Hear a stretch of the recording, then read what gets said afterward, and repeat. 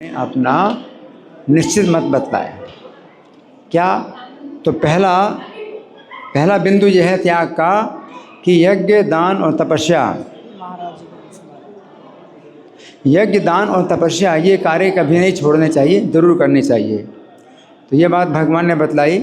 और अब यहाँ पर भगवान बताते हैं कि एतानी यानी यज्ञ, दान, तपस्या ये कर्म तो करने ही चाहिए, अपितु कर्माणि, इसके अलावा कर्म भी करने चाहिए। अब कर्म कौन से करने चाहिए? भगवान बता रहे हैं कि कर्म आप अपने वर्ण के अनुसार करिए, अपने वर्ण के अनुसार करिए। अगर आप ब्राह्मण हैं तो ब्राह्मण का कर्म करिए, क्षत्रिय हैं तो क्षत्रिय का कर्म करिए, वैश्य हैं तो वैश्य का कर्म करिए, शूद्र हैं तो शूद्र का कर्म करिए। तो भगवान कहते हैं कि वो कर्म भी, तो जो यज्ञ, दान, तपस्या ये कर्म तो है, ये करने ही चाहिए क्योंकि ये पवित्र करते हैं। लेकिन जो अपने कर्म होते हैं, जो अपना दिनचर्या के जो कर्म होते हैं, ये तो पवित्र नहीं करते। लेकिन भगवान कहते हैं कि अपनी दिनचर्या के कर्म भी अगर आप करते हो तो आसक्ति और फल का त्याग करके करोगे तो ये कर्म भी आपको पवित्र करेंगे। तो त्याग के संबंध में भगवान ये बात बताते हैं। यहाँ पर श्री कृष्ण कह रहे हैं अपने स्वभाव नियत कर्मों को आसक्ति त्याग कर करना चाहिए। ये बात समझने की है कि अपने स्वभाव नियत कर्मों को करते समय भौतिक आसक्ति बाधा डालती है। सुन रहे? अपने स्वभाव नियत कर्म करने में भौतिक आसक्ति बाधा उत्पन्न करती है। यहाँ पर अर्जुन के लिए अपने परिवार की आसक्ति बहुत बड़ी बाधा बन रही है। अर्जुन को क्या लगता है कि हमारे ये परिवार के लोग हैं, मैं कैसे युद्ध करूँ? तो परिवार की आसक्ति। अर्जुन के लिए युद्ध करना स्वाभाविक है और युद्ध करने में उन्हें अत्यंत उत्साह होता है। परंतु जिस समय उन्होंने देखा इस युद्ध भूमि में तो दोनों पक्षों में उनके ही कुटुंबी खड़े हुए हैं, उस समय उन्हें युद्ध करने में अत्यंत बाधा हो रही है। ये क्या है? आसक्ति। तो यहाँ पर श्री कृष्ण कह रहे हैं कि जिस समय हमारे लिए स्वभाव नियत कर्म करने का अवसर होता है, उस समय हमें अपनी समस्त भौतिक आसक्तियों को त्याग कर अपना स्वभाव नियत कर्म करना चाहिए। तो यहाँ पर श्री कृष्ण कह रहे हैं अपने स्वभाव नियत कर्मों को आसक्ति त्याग कर करना चाहिए। पद्म पुराण के स्वर्ग खंड में वर्णन आता है कि निषद नामक नगर है। नगर कौन सा नगर है? निषद। निषद नामक नगर में हेमकुंडल नामक एक वैश्य रहता था। क्या नाम था? हेमकुंडल नामक एक वैश्य रहता था। श्री कृष्ण की पूजा करना उसका नित्य का नियम था। नित्य का नियम क्या था? श्री कृष्ण की पूजा करना उसका नित्य का नियम था। वो वैश्य के लिए जो स्वाभाविक कर्म होता है वो खेती और व्यापार करता था। वैश्य का कर्म खेती और व्यापार करता था। पशुओं के पालन पोषण में तत्पर रहता था। दूध, दही, घास, लकड़ी, फल, लवण बेचता था। उसने अपनी संपत्ति के छठा भाग से श्री कृष्ण का मंदिर बनवाया। संपत्ति का छठा भाग, छठा भाग का मतलब कितने परसेंट हुआ? 16%, है ना। अपनी संपत्ति का 16% से जो है उसने क्या बनाया? श्री कृष्ण का एक मंदिर बनवाया। और सूर्योदय से लेकर सूर्यास्त तक श्री कृष्ण को अर्पित हुए प्रसाद का वितरण करने की व्यवस्था कर दी। भगवान को भोग लगता रहेगा और प्रसाद वितरण होता है। दिन भर श्री कृष्ण को भोग लगता रहेगा और प्रसाद वितरण होता रहे। वो वैश्य सदा ही श्रेष्ठ ब्राह्मणों को दान दिया करता था। अपने जीवन के अंतिम समय में इस वैश्य ने सर्वश्रेष्ठ भगवान गोविंद की आराधना में संलग्न होकर तपस्या के द्वारा अपने शरीर को क्षीण कर दिया। अंत समय में क्या? भगवान के निरंतर भगवान के चरणों में मन लगाया और अपना शरीर क्षीण कर दिया। और निरंतर श्री कृष्ण में ही मन लगाए रहने के कारण वो वैकुंठ धाम को गया। तो यहाँ पर श्री कृष्ण कह रहे हैं कि हमें अपने स्वभाव नियत कर्मों को आसक्ति त्याग कर करना चाहिए। अब भगवान ने आसक्ति त्याग करने के लिए बताया संगम त्यक्त्वा, लेकिन दूसरी बात और भी बताई। क्या? फलम च, फल भी त्यागना है।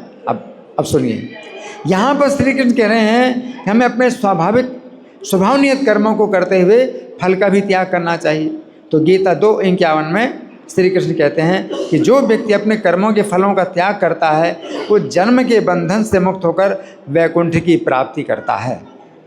तो गीता 2:39 में 2:49 में श्री कृष्ण कहते हैं कि जो लोग अपने कर्मों के फल भोगना चाहते हैं वे कृपण हैं। अपने कर्म का फल भोगना चाहते हैं वे कृपण हैं। कृपण मतलब कंजूस, कंजूस मक्खी चूस बोलते हैं ना, कंजूस मक्खी चूस, है ना। अपने कर्म का फल भोगना चाहते हैं, हाँ, तो वे कंजूस हैं। कंजूस की स्थिति अत्यंत निंदनीय होती है। तो उक्त श्लोक के तात्पर्य में श्रील प्रभुपाद लिखते हैं केवल कंजूस ही अपने सकाम कर्मों का फल भोगना चाहते हैं, किंतु वे इससे भव बंधन में और अधिक फंसते जाते हैं। कंजूसों को यह ज्ञात नहीं है कि कठोर श्रम से अर्जित संपत्ति का किस प्रकार सदुपयोग करे। व्यक्ति को अपनी सारी शक्ति किस भावनामृत अर्जित करने में लगानी चाहिए, इससे उसका जीवन सफल हो सकेगा। कंजूसों की भांति अभागे व्यक्ति अपनी शक्ति को भगवान की सेवा में नहीं लगाते, कंजूस हैं। अब यहाँ पर श्री कृष्ण कह रहे हैं अपने नियत कर्मों को करते हुए हमें कर्म फलों का त्याग करना चाहिए। तो भागवत का 10वां स्कंद है। 10वें स्कंद में अध्याय संख्या 47 में वर्णन आता है कि जिस समय श्री कृष्ण के द्वारा भेजे हुए उद्धव जी मथुरा से ब्रज में श्री कृष्ण का संदेश देने के लिए आए। उद्धव जी आए मथुरा से, कहाँ पर? हाँ, वृंदावन में कृष्ण का संदेश देने के लिए आए। उस समय नंद महाराज ने उद्धव जी से कहा, हे उद्धव, हमारे द्वारा जो भी गोपालन और अन्य कर्म हुए हैं उन सभी कर्मों के फल हम नहीं भोगना चाहते। नंदी जी कहते हैं हमने जितना गोपालन किया और जितने भी कर्म किए हैं उनका फल हम नहीं भोगना चाहते।